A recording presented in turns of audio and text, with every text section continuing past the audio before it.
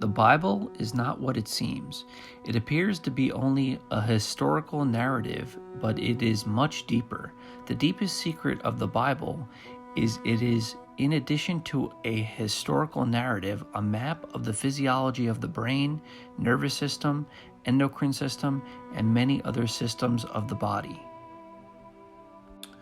The biblical patriarch Jacob is the pineal gland, and Jacob's ladder is the 33 vertebrae of the spinal cord descending down the spine to a place called Peniel, which is where Jacob saw the face of God and became Israel, ascending back up the spine to the land flowing with milk and honey, the brain.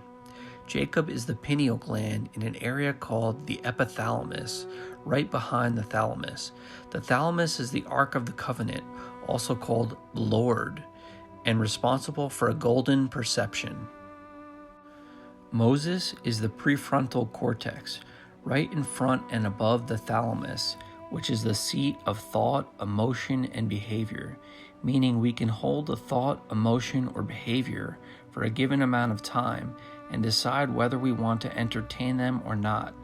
Below the thalamus is the hypothalamus, known as Miriam.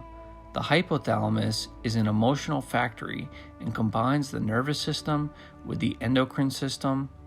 Below the hypothalamus is the hypophysis, also called the pituitary gland, which is known as Aaron, the high priest, Miriam and Moses' brother. Aaron is responsible for sending the emotional neuropeptides from Miriam or the hypothalamus and sending them off into the bloodstream. Aaron's 4 sons are Nadab, Abihu, Eleazar, and Ithamar, representing the 4 major neurotransmitters of the adrenal glands: adrenaline, noradrenaline, serotonin, and GABA.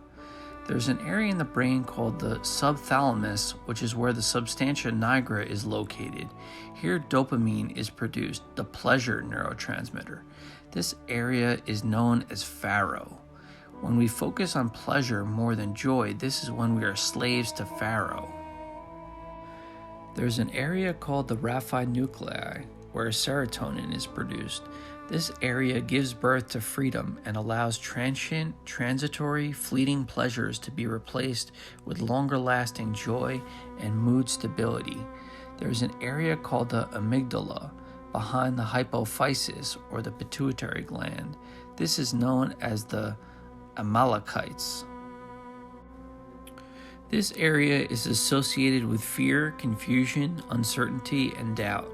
Behind the amygdala is the hippocampus, which is known as Israel, and is responsible for memory. Behind the hippocampus is the cerebellum, known as God. This area is responsible for coordination, the way God coordinates life.